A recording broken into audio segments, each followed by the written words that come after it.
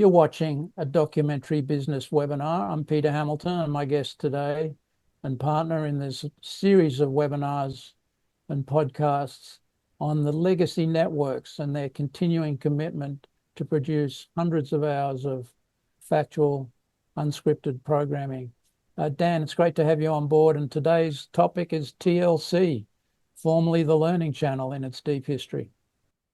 Formerly, yes. Yeah, some people still remember by that name. So you and I you were working for Discovery when Discovery Channel purchased TLC, as it was then the Learning Channel, which was a kind of a how-to, like public library content, factual, informational, educational channel. And it became transformed, and that was one of its many metamorphoses on the way to today's brand and position in the market. Yeah, I guess like most brands, right? You know, they've got a kind of an origin story and then a lifetime story where, you know, they start as X and they sometimes they evolve into something completely different. Other times they evolve slightly. TLC is no different in that. It's actually one of the very, very early original cable networks, even prior to the Discovery purchase. I think it launched, I'm working off memory, but I think it launched in 1980, Gee, that's interesting. at the very, very beginning of the cable era, uh, as one of the first basic networks. Discovery purchased it. It was the first brand that Discovery purchased to become a multi-network portfolio, if you want to call it, in those days. Yep. In 1990, 91, roughly. I'm thinking it was 91 now. And when we bought it as TLC, we immediately got about kind of branding it from the Learning Channel into TLC. We understood that the Learning Channel in its iteration of truly learning was very educational. It was, sewing classes and How to crochet. yeah, crochet and knitting and, all sorts of other things, and a very literal use of the word learning. And when Discovery bought it decided that it really wanted to bring it into the brand portfolio. And at the time, Discovery was very, very much what the original brand existed, with the core science, history, a sort of remit. And so TLC, in effect, became a second version of that, and had very heavily into the science and so forth when they first kind of came on board as part of the family. I remember, for example, I was involved in a tornado chasing series. Big character, wild meteorology, a lot of danger, but still kind of core factual entertainment. Yeah, very much. One of their early franchises that they pioneered was really a take off a PBS strand called The Operation. And they basically did operations, went into the operating room and filmed the operations and kind of walked through. It was very so medically inclined. It's something we weren't doing on Discovery Channel at that time. So it was a real distinguishing genre for them. Eventually, to the point they did live operations, if I remember, as some early live events. So, but they did other things like dinosaurs and some history and some core science before. Ultimately, that lasted the better part of the first half of the 90s, maybe, give or take. And then towards the latter part of the 90s, they bifurcated into a daytime primetime environment, which is what we had done on both our channels. And daytime really became a little bit more lifestyle. And they really came out of the gate with Baby Story, Wedding Story, as the two principal ones. And then it wasn't long after that Jana Bennett came from the BBC and came over back to the U.S. She was originally, from the U.S. And she started pivoting their primetime as well, with shows like Junkyard Wars and Trading Spaces.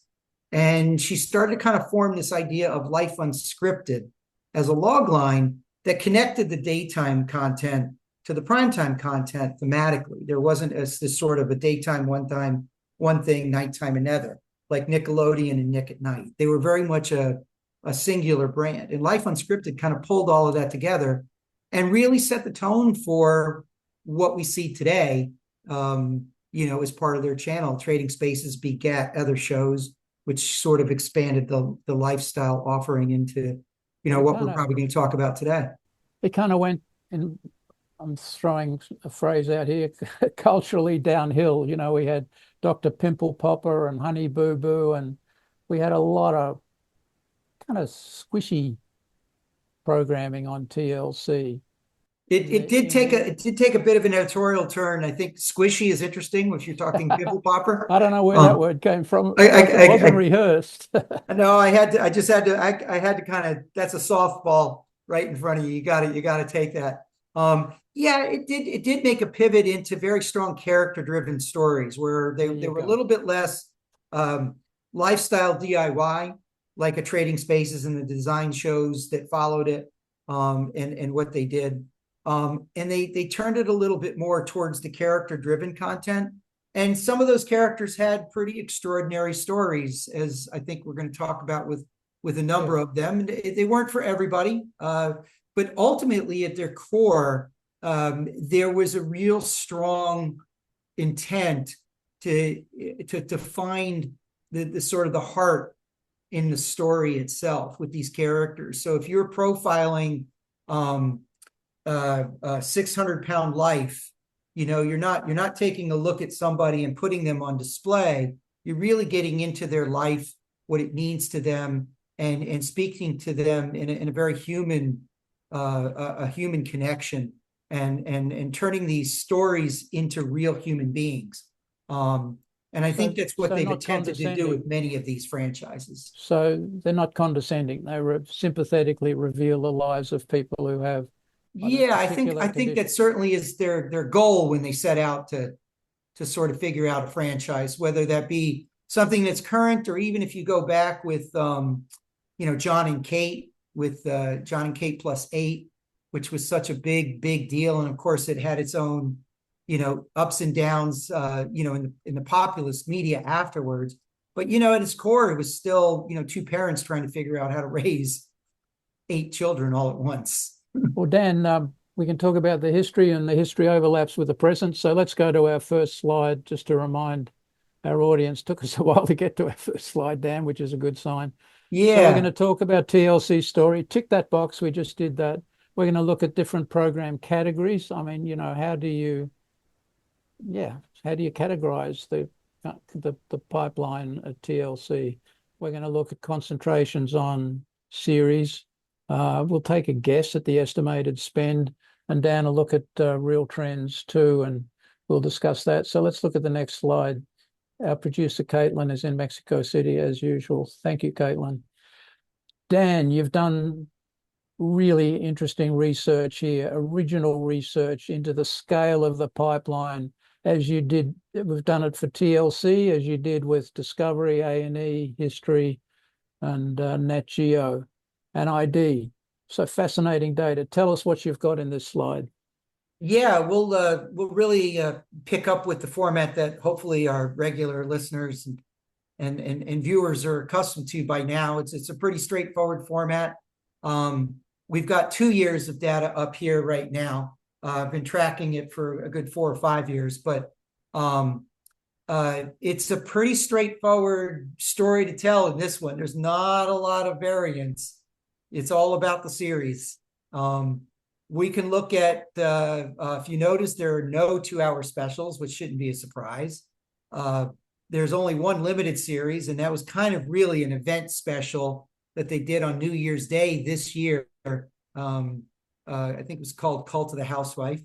And the specials in many ways aren't really specials. They're pilots that they tried, and I can only presume, I don't really know for a fact, but I'll assume that the pilots were probably tested and run focus group for themselves, and they wanted to maybe get an airing out of it to see if there was any spark to it. But there's only one, Dan, out of what, 400 hours in 2025.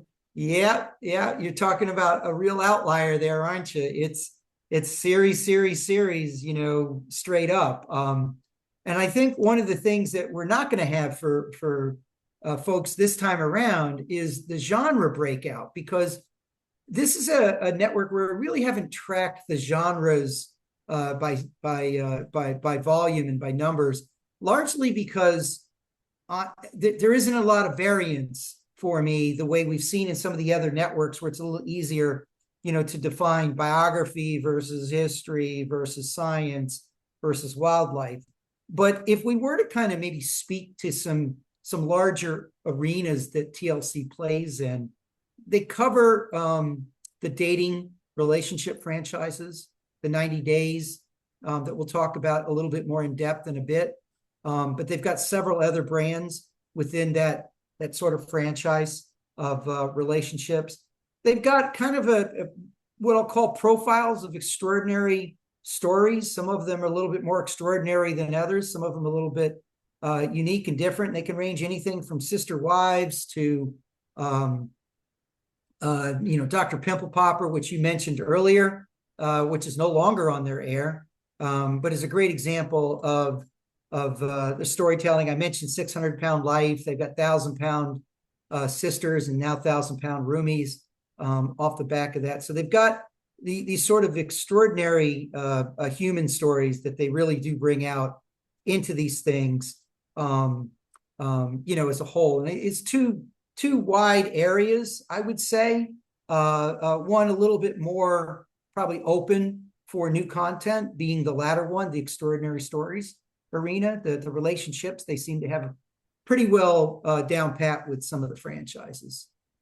Dan, let's go to the next slide where we talk about Sharp Entertainment, and they are the producer. What's the series that they're responsible for? Well, the franchise that started as a single series, 90 Day Fiance, which I think, as we've spoken, Peter, you have a personal history with that term. I came to New York on a 90-day fiance and then blew through it because I wasn't ready after 90 days and went through lots of legal conniptions to get my status reinstated. So, I was consulting at Discovery when they developed this show. And of course, it never occurred to me with even dramatic life experience that you could make a TV series out of it. And I guess that's why I'm not Sharp Entertainment. Somebody else is the great producer of a historic franchise. Well, you're what, about 12,000 days now, maybe? Anyway, believe me, I'm not going to get deported. So Dan, tell us about the table. Sharp Entertainment. Yeah, so what I was doing is we were kind of preparing for the discussion today. And we were looking at that previous table and the volume of hours. It has been pretty stable for the last 4 or 5 years. The numbers you saw in 25 at 400 hours has been pretty consistent, somewhere around 400, 410, 420 hours a year. So it stayed stable across the board and heavily dominated in series. So, but what really I wanted to dig into a little bit, and then we decided to maybe kind of just run some numbers and put it into a table of its own, because it really stood out, was the 90 Day franchise is got so many different spin-off iterations, with Before the 90 Days, 90 Days the Other Way, 90 Day Diaries, they've got about 5 or 6. I think I had read at one point they got about 14 different derivatives of it.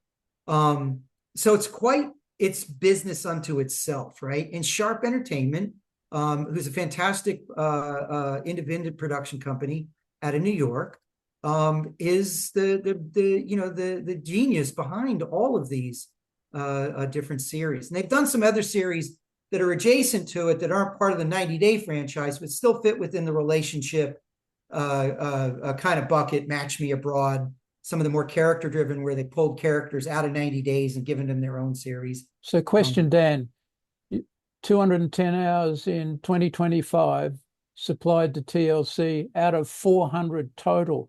Half the volume on TLC is coming out of Sharp Entertainment. Out of one production company. Half.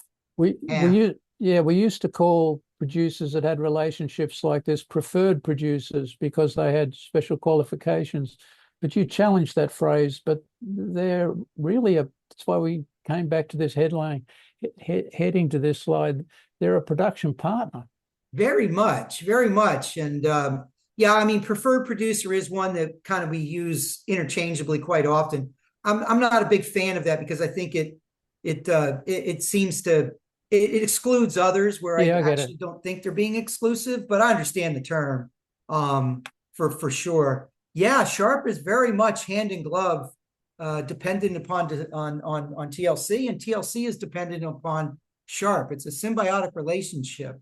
To be fair, Sharp, if you look at their larger portfolio, they do a good amount of work for other brands. So they're not just all in on TLC.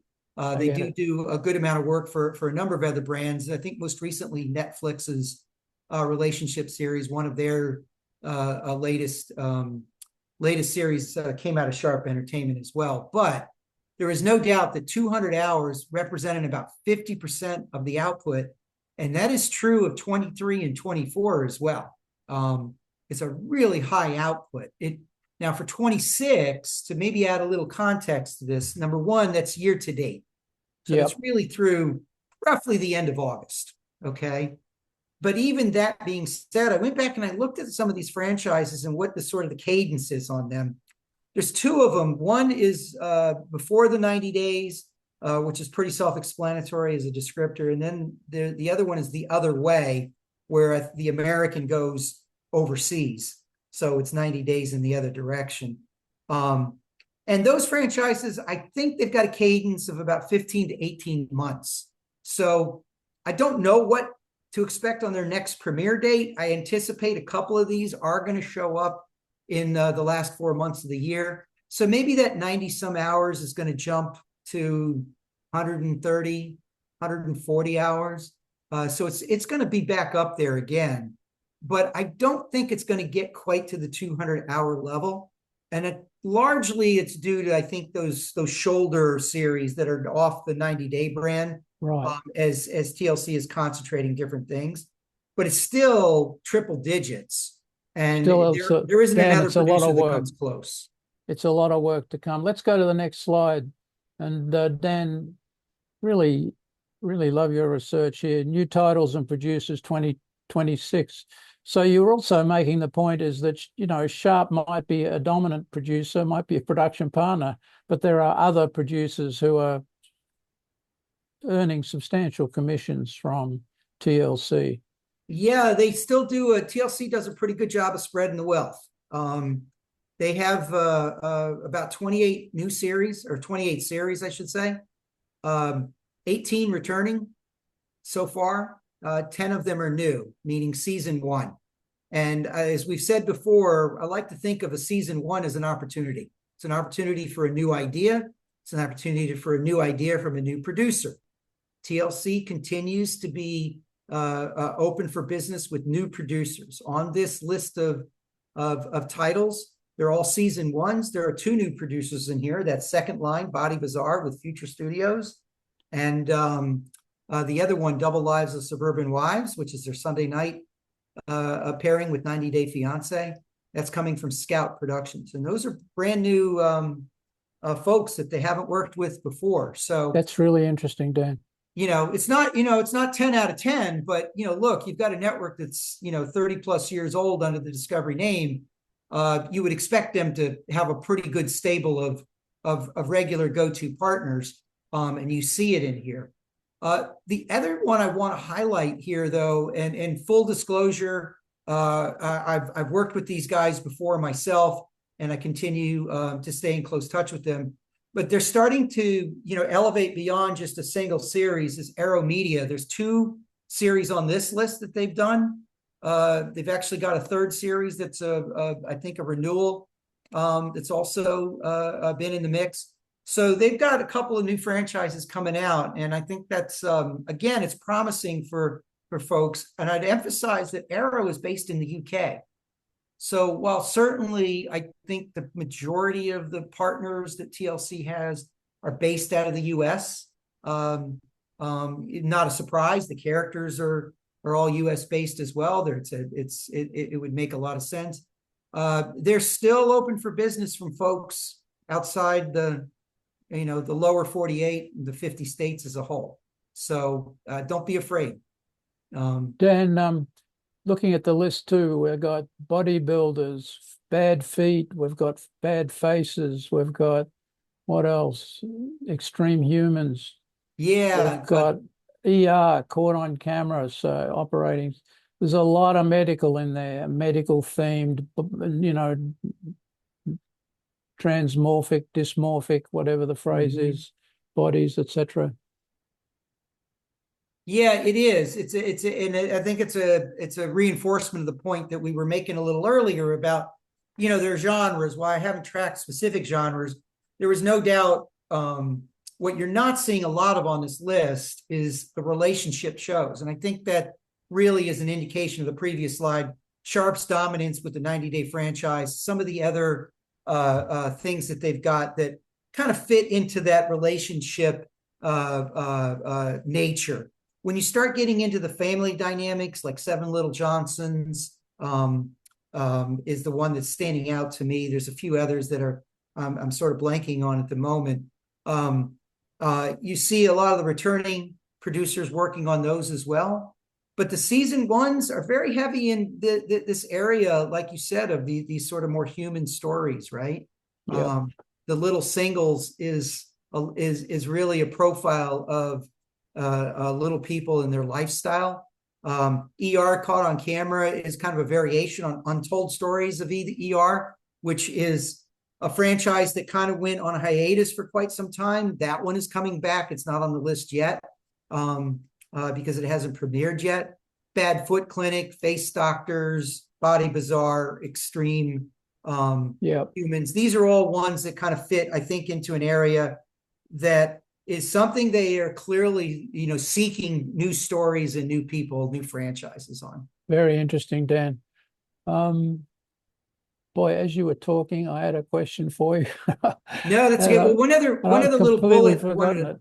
No, that's okay. One other little bullet I wanted to highlight in the mix here is that, again, and it'll be in the takeaways a bit, but a couple of the series, and I'm working off memory here. I want to say it's Bad Foot Clinic and oh goodness, Face Doctors, I think are the two. They're actually coming out of the UK from the UK TV network, Really. And the name of the network is Really itself. So if you're So not out of the UK and not familiar with it, check it out. it's And A they're British in the platform. it's on the digital platform, and it's within the Warner Brothers family. So I think what's happening here is that the commissioners at TLC are doing what all commissioners are doing, and they're looking for outlets within their own family for content to expand, sort of their premiere portfolio. And you Uh, talked about that in more detail in your coverage of Nat Geo a few weeks very ago. much, very much. There's a Nat Geo, as we said, sources quite a bit of content from the acquisition marketplace, as well as their own internal marketplace with their Nat Geo International.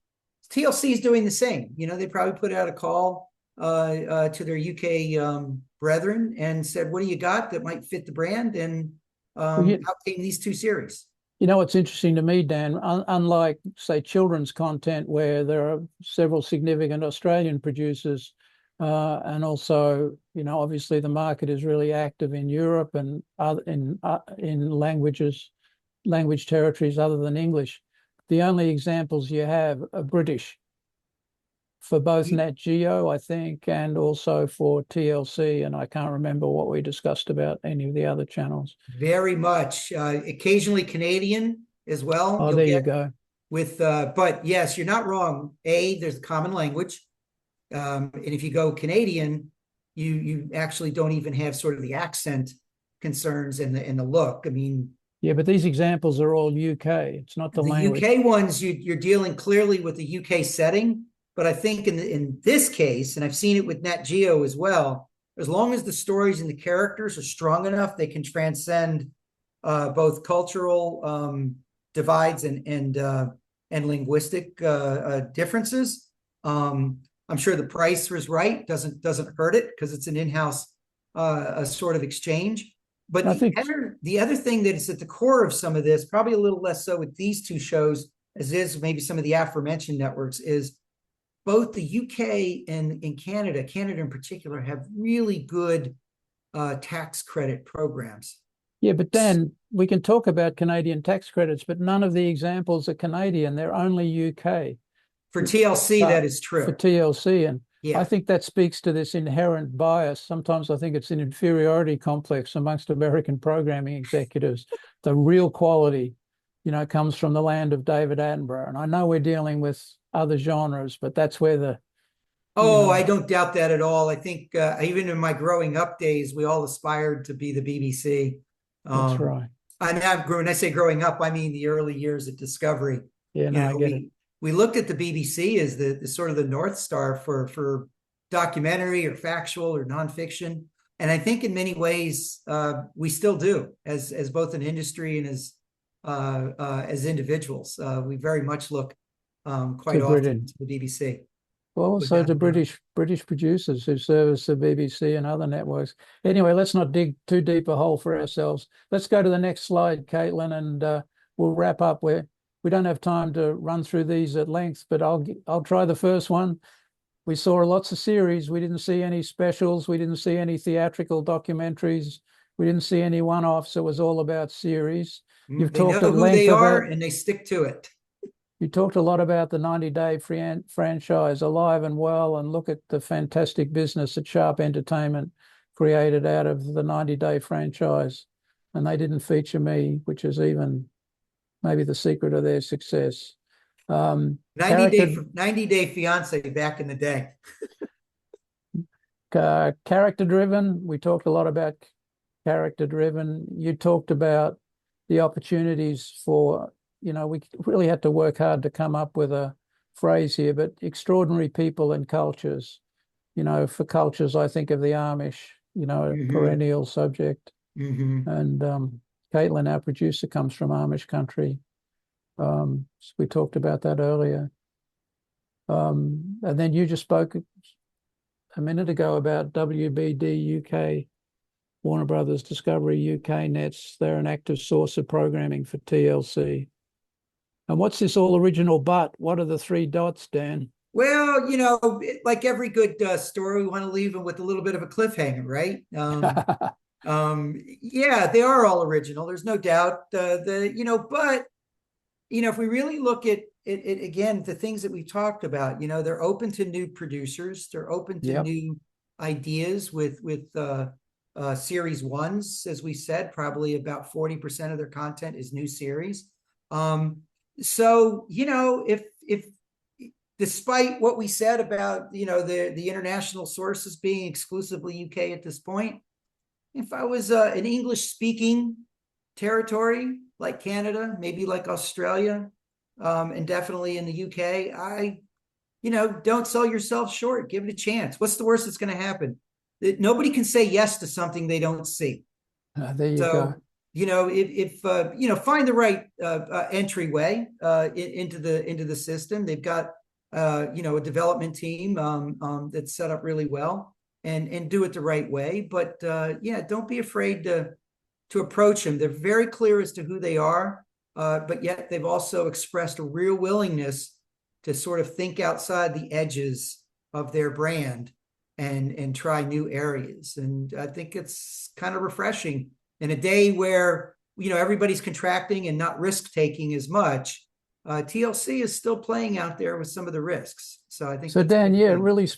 really speaks to this issue that we've been thumping our fists down on the desks. Don't overlook the legacy networks. Just for Mm-hmm. example, TLC is commissioned around about 400 hours in 2025. At 300,000 an hour as a benchmark, let's stick with that for the moment. That's a lot of money. And that you add that to Discovery and Nat Geo and History and A&E and and the other legacy networks that are still in the factual arena. It's still a very substantial business. And in our next webinar slash podcast, we decided we don't like the word webinar. It sounds too instructional, like TLC, like the Learning Channel. We need to change it. Anyway, in our next Evolution. session together, Dan, we are going to evolve. Our brand might evolve, and we're going to talk about just the total impact, the dollar impact, the total hours across the board and what it means for the production community. So we're going to do that after the Labor Day weekend, which comes up in a couple of weeks, and we're going to kick off the fall in the Northeast with a discussion of the big picture. So Dan, it's really great having you on board. As always, fascinating discussion. And who knew that the home of Dr. Pimple Popper would create so much insight into the operations of the media universe that we all live in and dominates us today. So thank you, Dan. Oh, thank you. Always enjoy the conversations.